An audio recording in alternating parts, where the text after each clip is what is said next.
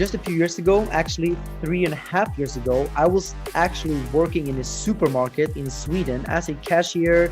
I was even cleaning stuff sometimes, I was really at the bottom there. At some point there, I thought enough is enough. I'm gonna change my mind. I'm gonna change my life. I'm gonna become successful. I'm gonna become rich.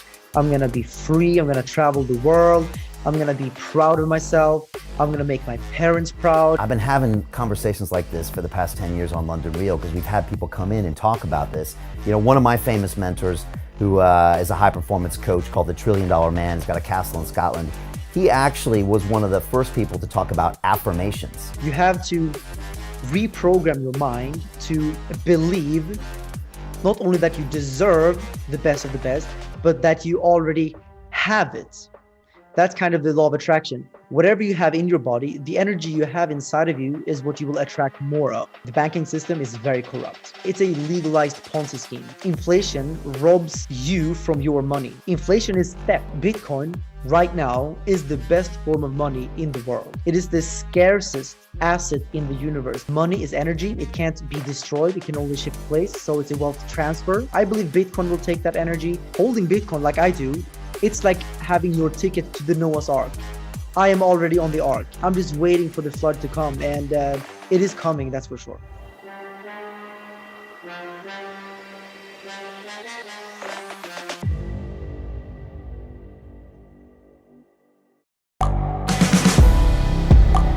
The world is changing. Inspiration is everywhere. It has never been so easy to connect, share, and bring people together. We're learning from others and finding the best in ourselves. Challenging our beliefs. Sharing our vulnerability. Overcoming our fears. Transforming ourselves so we can transform the world. How far can we go? This is London Real. I am Brian Rose. My guest today is...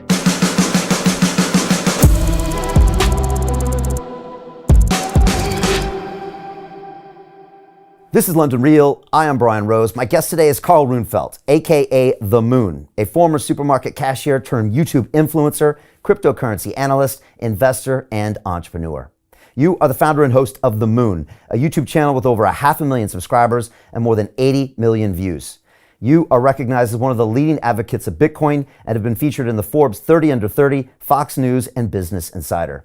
You're also one of the most influential figures on crypto Twitter with over 1 million followers, where you post the latest Bitcoin updates and your thoughts on monetary policy. You are the co-founder of Casta, an alternative mobile payment method that uses cryptocurrency to facilitate digital payments. And you most recently predicted Bitcoin will eventually hit $10 million and believe it's a superior investment to gold and silver. Carl, welcome to London Real. Thank you so much for having me on. Hey man, it's so good to have you here. So much to talk about. A lot of people know you from 2017 when you started investing in Bitcoin and you started going on this journey of publishing videos. And I'd love to talk about this, but something I find more interesting about you is something you did in 2017, which was almost like a mindset change. And I know you talk a lot about the law of attraction and visualizations and affirmations. And we've had people on the show like Dr. Joe Vitale, who was in movies about that, Dr. Bruce Lipton talking about this. And I was wondering if we could first talk about how you visualized the man you are today, living in Dubai with the success and these companies. Maybe talk to people a little bit about how that started. Yeah, that's my favorite topic, actually. I love to talk about that because, like you said in the intro, just a few years ago, actually 3.5 years ago, I was actually working in a supermarket in Sweden as a cashier. I was even cleaning stuff sometimes, I was really at the bottom there. I just wanted to change my life. I thought that, there's no way I can stay in the supermarket my whole life. I also dropped out of school a few years earlier, so I had no education. I had, really nothing. And I always felt my whole life that I was meant for something bigger. I just didn't know what it was.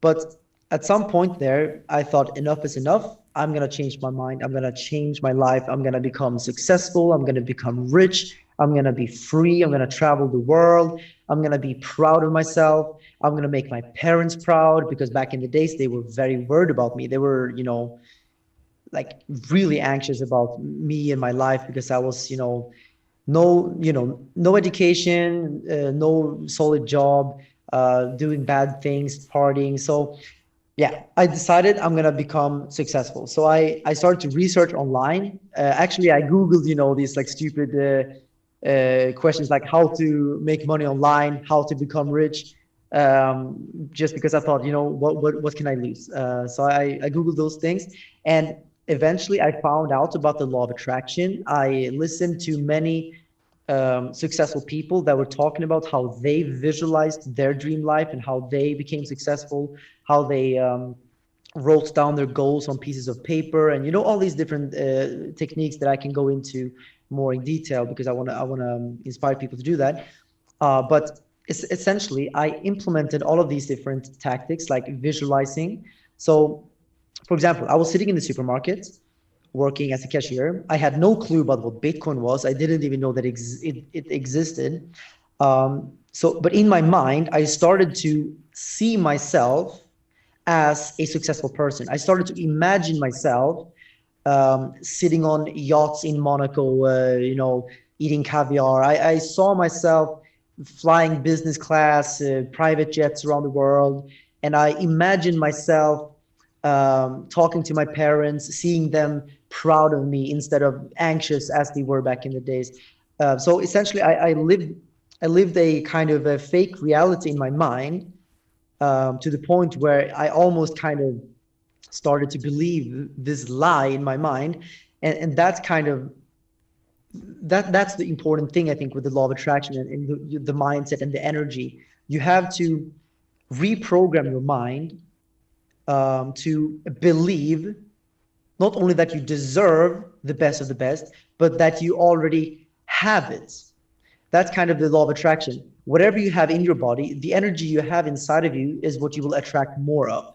So if you think about your normal life every day, then you will just get more of that all the time, because that's the energy you hold inside. But if you exchange those thoughts into rich thoughts, happy thoughts, successful thoughts, yachts and jets and lifestyle, then eventually you will attract more of it. And that's essentially what it is. That's kind of the short term, the short story. But yeah, I can go into great detail how to do this. Yeah, no, it's an incredible concept. And again, I've been having conversations like this for the past 10 years on London Real, because we've had people come in and talk about this. One of my famous mentors, who is a high performance coach called the $1 Trillion Man, has got a castle in Scotland. He actually was one of the first people to talk about affirmations. And if you were in London today by my house, you would have seen me walking down the street saying out loud every day my affirmations. And sometimes the locals look at me weird, and the teachers, when I drop my kids out, they're like, why are you talking to yourself? But I literally speak out loud my affirmations. My affirmations are my goals in the future, said as if they are true today. Yeah. So, I have a billion subscribers on YouTube. I have all these things. And I program my mind every morning to where then when I face a difficult action, I say, well, wait a second. I'm this person. What would this person do? They would take the risks. They would step up. They would do the speaking engagement, right? They would start the blockchain protocol.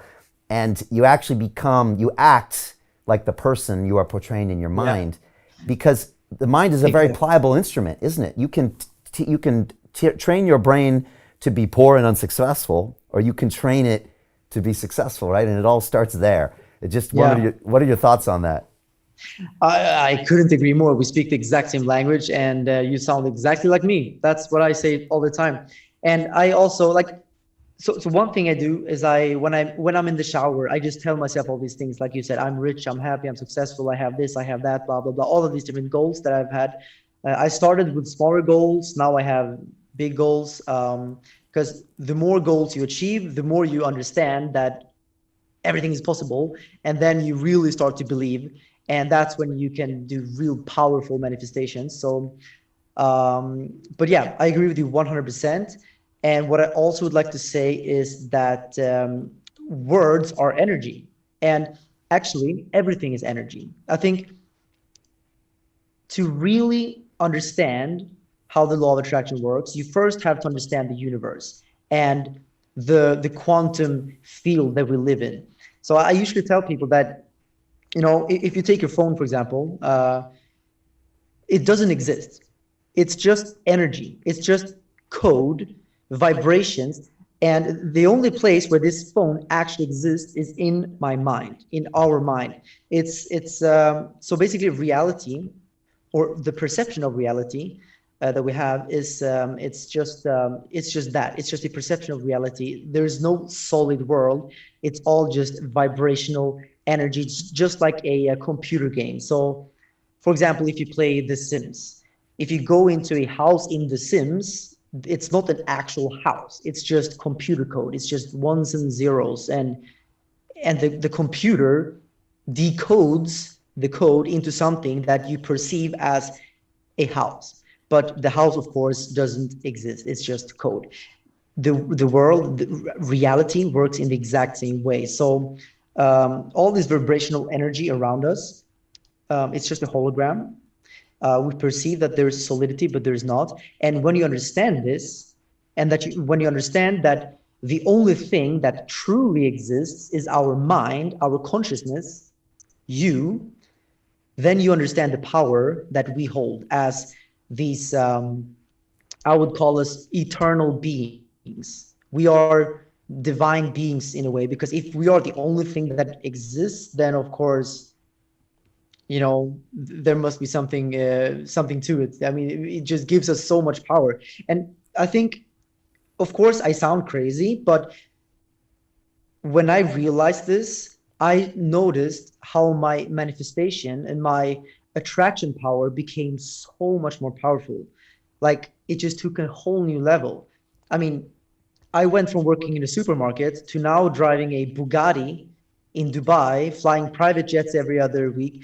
How is that possible unless something a little bit magical is happening? I mean, call it magic or call it science, I don't care, but it definitely, there is something to it. And some people think that, but it's just a coincidence, you found Bitcoin and crypto. But how can it be a coincidence that 3 or 4 years ago I start visualizing myself flying private jets and buying yachts and driving Bugattis, and then a few years later I am? I don't know. To me, it's just, I think it's so powerful. Law of attraction, everyone should use it. Yeah, it's powerful thinking about that. When I feel the same way you do, and we've had some deep conversations on the show about energy. And what I've found is when you have big technology networks like social media, or big, currency networks or payment networks like crypto, you can find that those things magnify very fast. So when we're broadcasting on YouTube a few years ago, I can take an idea that's between me and a guest in studio, and this incredible energetic idea, like Joe Vitale, who was in the movie The Secret, and it can immediately be beamed out and into the brains of millions of people worldwide, and then it creates this kind of net sum game of energy. And then in crypto, you see another real example of it, where now you have these force multipliers, where maybe Carl 100 years ago in Sweden would have been hard to even get on a boat to get out of there. But now you can connect him with the world. And if your energy is at the right level, boom, it can all just be magnified. You create value and you feel it. So between, kind of the internet, social media, and now what we're seeing with crypto, literally you can see this stuff manifest much quicker than in the past. But it's important for everyone to realize that only happens with your mindset. It doesn't necessarily happen when you just buy crypto on this date. And for you to get to the next level, Carl, which I'm sure you're always thinking about, you have to kind of even expand your mind, I guess, further, I'm already at the next level. Yeah. Remember? Yeah, of course. And then the next. You mentioned the Bugatti, and I want to talk about it because it's a real world example that can get people maybe to understand this. I know one of the things you might have visualized in the past was getting a Bugatti, a very expensive sports car, and then you eventually went in and paid for it in Ethereum. And I want to use that as an example because it might get people's attention, which is what you kind of have to do in the space, right? This is an attention economy, and they might pay attention to this concept. So tell us a little bit about you walking into a dealership in Dubai and buying a Bugatti with Ethereum. Yeah, so first of all, the Bugatti Veyron Grand Sport, which is the car that I bought, has been my dream car ever since it came out back in 2006 when I was a kid. Back when it came out, it was like the ultimate, evidence of success for me. It was like, it was the first hypercar, the first car with 1,000 horsepower, the fastest car in the world. It was like, for me, it has always been this sweet dream. So finally, a few months ago, when I actually reached the level where I thought, it's time for me to go and pick up a Bugatti Veyron, that was a huge moment for me. It was actually like, it was a very emotional moment because when I went to the dealership and actually bought the car, it was, the fulfillment that I felt was just incredible. I think everyone out there has this thing that they that is their kind of trophy of success. So I think people can understand how I felt, and it was amazing. So that's the first part of the story. But yeah, I bought it with Ethereum, which is very easy in Dubai. You can buy. Actually, I bought this watch with crypto. I bought all my cars here with crypto. Most of everything I'm buying here with crypto. And when I charter jets, I pay with crypto. When I charter yachts, crypto. The only places I don't use crypto is when I'm going to restaurants or like ordering food online or so. But all the big purchases, all my employees, I have 140 employees. I pay everyone in crypto. In fact, I have that as a requirement. If you work for me, you get paid in crypto. So that's the crypto Dubai lifestyle. And when you go into that dealer, by the way, how much was the Bugatti and how do you make that transfer? I'm just curious. Do you have to go beforehand? Do you have a hardware wallet? Like, I'm just kind of curious how that works. I actually sent my wealth manager. He came and came with his computer and just typed in some numbers and sent it over. So, I mean, someone else would probably just use their own phone. And I mean, I could have done that, but I have a team that manages my money nowadays. So I sent them, and yeah, it's easy. Actually, much easier than fiat, normal money, because with crypto, you just push a button and boom, you send the money. With fiat, especially here in Dubai, first I have to wait 24 hours to add the recipient as a contact, and then I can send money. And if it's the same bank, it will go directly. But if it's another bank, it can take hours, if not one other day. So that will be 2 days just to send the money. If it's international payments, we all know how hard that is. So crypto just completely changed the game for me and my business, because all payments go very, very fast. And buying a Bugatti was just so simple. I went there, sent the money, done, drove it out of the dealership. But one little funny twist to the story that I think many people have seen now, because there have been many videos about it, because I made a video about this and then it went completely viral. When I bought my Bugatti, I went to 2 different dealerships. One dealership was very nice to me. They allowed me to test drive the Bugatti. They treated me very respectfully. And, the other dealership, however, when I walked into the dealership, they didn't allow me to even touch the cars. I touched the cars and they said, no touching allowed. And I was like, are you serious? Like, how am I supposed to buy the cars if I can't touch it? And I asked him, like, okay, but if I'm going to spend $2 million on a car, I am going to want to sit in the car and just, touch it. And he said, no touching, not allowed. And he even said, first we sit down, we finalize the deal, you send cash deposit. And I was like, what? Are you expecting me to like finalize the deal and send you like, I don't know, like $200,000 just to touch the car?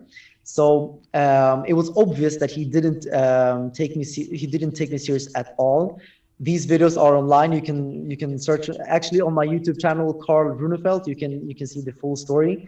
And on TikTok, these videos blew up. It literally right now I checked, it was like 30 million views because people thought it was funny that, of course, I don't look like the average guy who buys a Bugatti, so I kind of get it, but still, you should treat everyone with respect. You should treat anyone well. And the other dealership were the complete opposite. So nice, so open, and even allowed me to take a test drive with him. Like, that was even more than I expected, to be honest.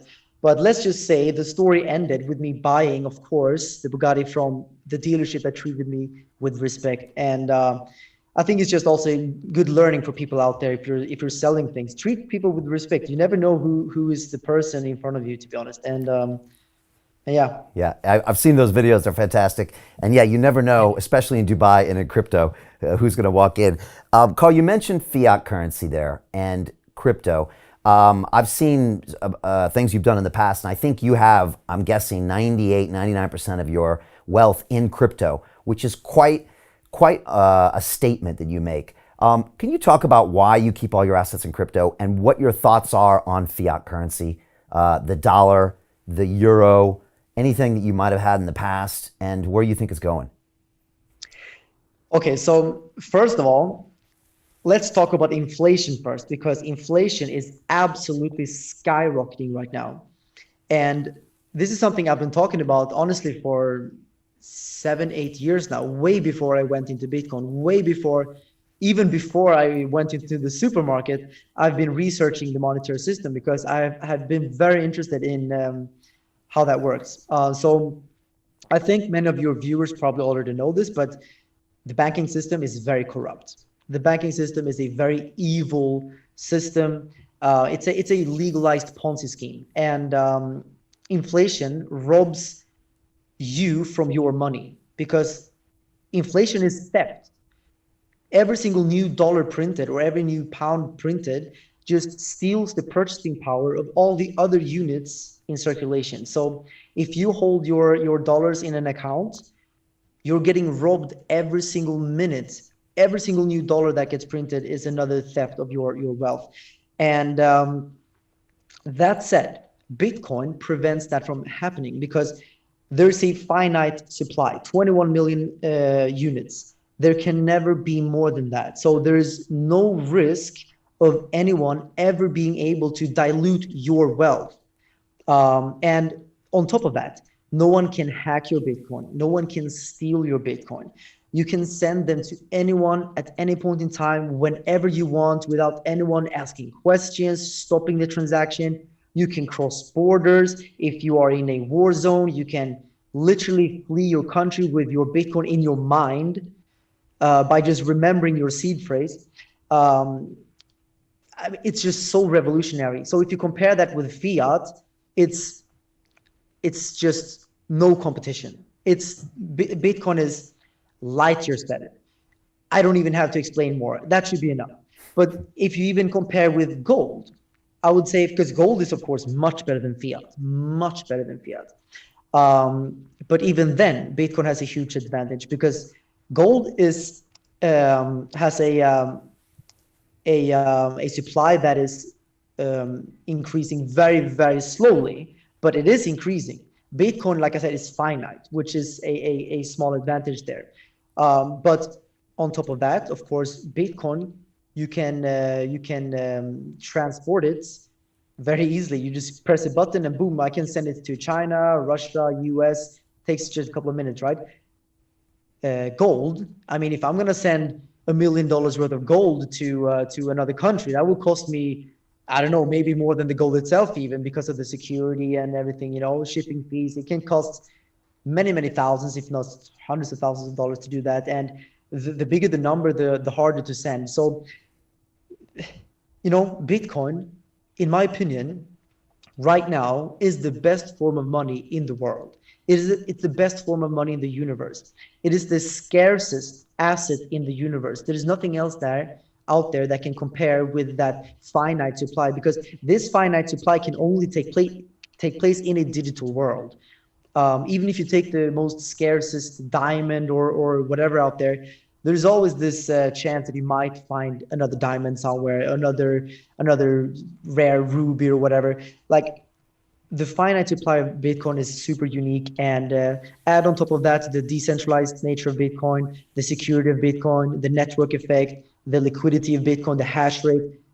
It is the best form of money in the world. With that said, you asked me why I have all of my money in crypto. It's because that's how I sleep at night. It makes me feel safe. Having all my money in Bitcoin, I don't have to trust anyone. I only have to trust myself and Bitcoin, which which I would do any day. Yeah, and we can't talk enough about inflation. And I've had Michael Saylor here talking about how he first got to see Bitcoin as an asset when the Fed started doing their most recent money printing when lockdown happened in 2020. We had Jeff Booth on the show, who's got a great book about deflation, and talked about how, you know, the future price of every asset in dollars goes up, the future price of any asset in Bitcoin goes down. What's wrong with this? And we talked about how it ends up usually ruining all empires, from the Roman Empire to the Weimar Republic. Just to finish out on the dollar and fiat, Carl, how do you see the dollar and maybe the yuan playing out in the future versus, say, Bitcoin or, you know, Ethereum or other stable coins? Is this something that's going to be 20 years out, 50 years out? And how does it end, do you think, the fiat system? Because it's clearly got some time left before it shifts, but how do you see that happening? Well, first of all, I would like to say that the fiat system is quite literally living on borrowed time. It is a finite system. It will end. It will collapse. There will be a day in the future where the dollar doesn't exist anymore, more than just pieces of paper that is completely worthless. When that's going to take place, I don't know. But right now, the inflation is completely taken off. And I've been talking about this for years now, that the inflation will take off and that the dollar will end up in hyperinflation. Back then, people didn't believe me. Even my parents were very skeptical, you know, like, Carl, you're talking nonsense. Like, what is this? And, you know, but now it's happening. Like, look at inflation, look at watches, look at the real estate, look at the stock market. Even during times of pure chaos, you still see stock markets skyrocketing, real estate skyrocketing. And like, you know, I bought this watch like 7-8 months ago. It almost doubled in value already. I have friends who bought watches that tripled in value in like 1 year. Like, this makes no sense at all. These watches did not get more exclusive. They didn't generate more yield or profits. It's just like pure like inflation, newly printed money going straight into these luxury items. Go check cars, vintage cars, and expensive art, and all of these assets. They're completely skyrocketing. And some people think that inflation is something you can just go to the supermarket and measure, but it doesn't work like that. Inflation, real inflation, you have to look at all assets in the world, everything, because money doesn't necessarily go to every single asset equally. Money, newly printed fiat, end up in usually the stock market, real estate, and these assets that belong to the rich. So actually, inflation favors the rich quite directly, because the rich people, they hold these watches and cars and you know stuff, and the people that lose through inflation are the middle class and the poor people. But the middle class for sure, because middle class are usually the people that keep a big chunk of their money in the bank, and they rely on their salary, and the salary is always lagging behind in adjusting for inflation. So if inflation was 10-20% this year, you should get a 10-20% increase in your salary. Otherwise, you actually got a salary cut. And this is something people don't really realize, because of course schools don't teach this very conveniently. But yeah, I don't like the system we live in, and I hope that Bitcoin can truly change everything. I think it will. I think when the dollar and the fiat system collapses, there will be an alternative that has to take place, because money is energy. It can't be destroyed. It can only shift place. So it's a wealth transfer. So the energy, the monetary energy will have to go somewhere. I believe Bitcoin will take that energy. So I think holding Bitcoin like I do, it's like having your ticket to the Noah's Ark. I am already on the Ark. I'm just waiting for the flood to come, and it is coming, that's for sure. I've never heard that analogy. I like it. And you make a great point. You know, Michael Saylor argued that inflation was 33-35% in 2020 because that's what the stock market was propped up by the Federal Reserve. And so a lot of people, they don't see what's happening. You know, the whole system of money in the world is one big mind game, like you said. And the rich get richer, The poor people are penalized for the check the government sends them, and yet they're the ones that are living in this fear mindset that want it the most. So they're almost the victims of their own circumstance.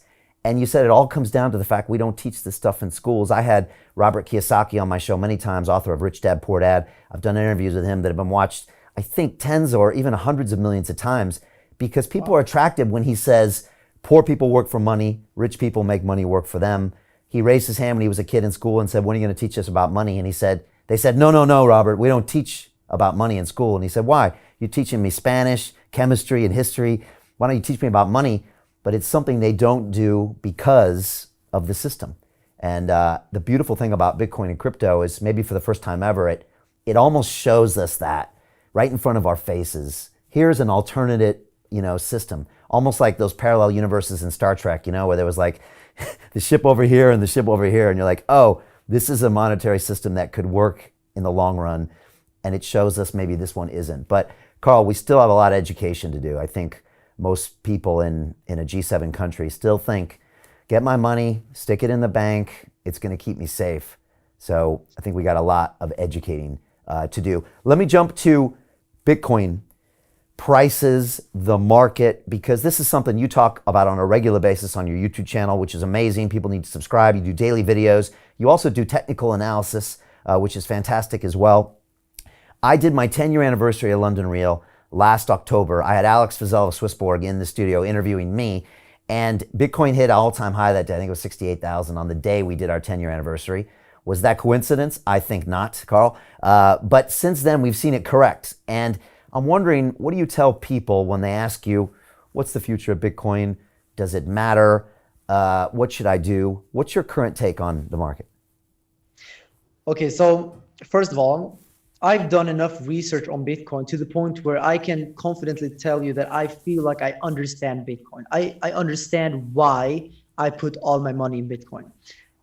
With that said, I don't worry about the price action on a daily basis or even the monthly basis. If Bitcoin goes down 50% or up 100%, I really couldn't care less, because my time horizon is the next 10 years, even 20 years down the line, because the monetary cycles move in these big ways, and the fiat system is collapsing right now as we speak. It's collapsing slowly enough that people don't realize it yet, but it is definitely failing. It's breaking slowly but surely. And Bitcoin for me is a bet on that. So if I'm right, then Bitcoin is of course going to go up in value due to this. And we also have to think about two different things here, value and price, because with inflation, the price of Bitcoin could go up while the value stays the same or even goes down, because inflation kind of destroys the whole point of measuring value with the fiat currency.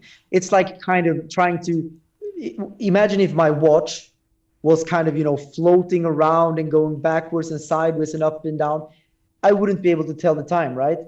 Same with inflation. Inflation makes it very hard to measure value with fiat. It's like, if you're in school with a ruler trying to make a straight line, if it's going like this all the time, how are we going to make a straight line? It doesn't work. So just like that would be a bad way to measure distance, fiat is a very bad way to measure value. I think Bitcoin is going to be a much better way to do that, because we have the finite supply. We don't have that insane inflation. So that said, I think Bitcoin is going to completely skyrocket in value when people realize the value of actually holding Bitcoin, or the reason why you should hold Bitcoin, and why the system needs an alternative. And I've said it before, I think Bitcoin very, very easily will go to $6 million per coin, calculated in today's money. But if that takes place, then that means that the dollar has to collapse, because otherwise, basically Bitcoin will take over the value of all money in the world, and that would be approximately $6 million. But if that happens, then the actual price of Bitcoin will likely be something like maybe, I don't know, hundreds of millions, or maybe even trillions or quadrillions of dollars per Bitcoin, because of inflation. But at that point, it makes no sense to even measure Bitcoin in dollars because it's going to be completely worthless. The dollar will be, hyperinflated. But yeah, so I think Bitcoin will go to $6 million per coin, calculated in today's money. But I think it can go even higher than that, because that's based on just Bitcoin taking over the dollar and all the other fiat currencies around the world. But I think that there's a lot of economic energy out there, monetary energy held up in the stock market, in the real estate market, in even art collections, in even old vintage cars, from people who are using these assets as a store of value simply because of the lack of an alternative. So these people that hold these assets, they are smart, they're rich, they made money, they understand inflation, so they don't put their money in a bank account, because that's like watching an ice cube melt in the middle of the desert. It's stupid, and these people understand. So they put their money in these different assets. However, these assets are not very liquid. If you hold $20 million worth in an apartment, I mean, if you want to buy something else, now you have to liquidate your apartment. It will take a couple of months maybe to find a buyer. Same goes with cars, even worse with art sometimes. You get the point. With Bitcoin, it's very liquid. It's quite fungible. I would say almost completely fungible. So you can sell it on the market like that. There's always a buyer for Bitcoin. So imagine when these people that have these assets, we're talking about maybe a couple of $100 trillion worth of value out there. When these people realize that instead of holding real estate and expensive cars and art, they can have the same amount of value hold up in Bitcoin, but stay completely liquid on a 1 minute's notice. They can liquidate their Bitcoin, get dollars or real estate or whatever it is they want. I mean, like I said in the beginning of this interview, I bought the watch, I bought the cars with Bitcoin. I mean, it's a life hack. It's a life hack. Imagine if I had all of my wealth in real estate. I can't just go to the watch store and tell them, hey, take my living room and I buy the watch. Doesn't work, right? Yeah. So I think that's a big point. Are you surprised that the world hasn't woken up to Bitcoin sooner? And we hear about institutions looking at it and more people are talking about it. But are you surprised it's lagged? And did you think maybe it would really kick off more in 2022? Or does it not surprise you? I am actually not surprised at all, because first of all, there's a lack of education. People don't know about this. I would even go as far as saying there is a huge corruption going on out there. There are forces out there that are fully incentivized to keep people from using Bitcoin. Just look at the banking system. I mean, I've had bank accounts frozen and closed because of me using crypto. And just look at the school system. They don't teach you anything about the monetary system. They don't teach you about the dollar, Federal Reserve, how the banking system is completely corrupt and robbing you every single day of your money. They don't tell you that. Why? The politicians, I mean, are they doing anything? No. I feel like the world, it's just very corrupt, and I don't trust the elites or the higher ups to have the best interest for me or for my friends or for anyone out there. So I'm not surprised that Bitcoin has not taken off yet. I'm not surprised that people don't understand what's happening in the world, because the information is being kept from them, I believe. So people are not stupid. They are just they are getting held out on this information. They are getting kept from the truth, which is very sad. But that's also why I am trying as much as I can to talk about these things. I'm speaking about this every single day on my The Moon channel and on my other channel called Runefelt. I'm trying to just inspire people to go out there and make a great life for themselves with the law of attraction and crypto, and that's a nice combination anyways. But yeah, so I'm not surprised, but yeah. I'm doing everything I can to speed up the process, that's for sure. Yeah, I mean, money is the ultimate system of control, and if you can't control the money, then it's going to be very hard to control the people, whether you're trying to do that overtly or covertly. And I've had conversations about the open metaverse on the show, and I want to get your thoughts later on that. talking to Yatsu of Animoca Brands and a bunch of people, Sandbox, saying we've got to make sure it stays open and it's not controlled by a Facebook or a Zuckerberg. But if you think about it, the monetary system is a bit of a metaverse, right? They can control your whole reality by controlling your money. Because if you don't have control of your money, I mean, freedom of speech was something we fought for hard 2 years ago. You don't even have the option of speaking if you can't even control your own money. And so, like you said, it's built into a system of politicians, media companies, all of this that is probably happy with the status quo. And so, again, whether they're conspiring or not, it's in everyone's interest to kind of keep it the same. Just final question on that. I was speaking, I have an academy where we teach DeFi, and I have a small group called Kings of DeFi, and I had a bunch of people talking last night, and a former person on Wall Street for 25 years, and she's trying to educate people on crypto. And I said, do you think these old school people will ever learn crypto, or do you think it'll have to die out? As in, at some point, is it a new generation with new knowledge? What are your thoughts on that, Carl? Do you think you can re-educate the world, or do you think sometimes a mindset is so closed and it's reinforced by so many things around us that you'll literally need those people to die and a new generation to bring it up? Great question, and I do have a strong opinion on that. It is true that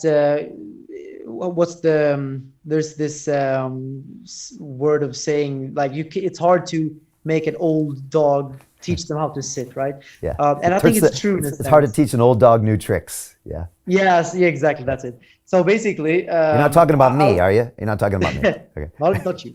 Okay. But I am talking about my parents, for example. It took a lot of convincing for them. Actually, when I started my Bitcoin career, my crypto career, they were very skeptical. They thought it was super shady and super strange, and they told me to go get a real job, a real education. They were not happy at all. It took a lot of convincing. If I didn't make money from this, they would probably still not believe me. But because of the fact that I make money, now they see that it's a real thing. But I think it's true. And let's just compare with the children. Children, they learn languages like that. A 2-year-old, a 3-year-old, they can speak a new language that they learned literally in the past 2-3 years fluently, right? Because that's how it works. But if I'm going to learn a new language, it takes a lot of time, a lot of effort, and it's just, it's hard. But for children, they are now growing up with these iPads in their hand, and they're doing all these tricks and things. They know the iPad way better than their parents, because the brain of children it's just so pure and powerful, and they learn very, very quickly. Language is a perfect example. But I think that is a very important point, because I think the children will be the first to understand the metaverse. They will be the first to adopt the metaverse. Just like the children, the younger people were the first to use Facebook, for example. And eventually the younger people, they moved on to Instagram. Now the older people are using Facebook. And then the young generation started to adopt TikTok. And now the old people are using Facebook, and even Instagram is starting to shift, So the younger generation are always the people that try new things, understand it, adopt it, and make it big. And then only later, when it already has reached adoption, that's when the true mass adoption happens with the older generation. They always come last when it comes to at least technology like that. The same will be with Bitcoin, crypto, Metaverse, and all of that stuff. Now it's the younger generation, and it will take a long time before we reach that critical mass adoption. But I'm patient. I think it's going to take another 10, maybe 15, 20 years before we see Bitcoin being integrated everywhere, before we use the Metaverse in any real sense. But yeah, I'm patient. I'm definitely patient, and I don't look for these like get rich quick things, because that's usually how people lose money. I think you have to just make research, become confident in what you're doing, enjoy what you do, feel passion for what you're doing, and success, money, and wealth will come your way. You will attract it. Yeah, you definitely will attract it if you're constantly delivering value to other human beings in this world. To continue watching the rest of the episode for free, visit our website londonreal.tv or click the link in the description below.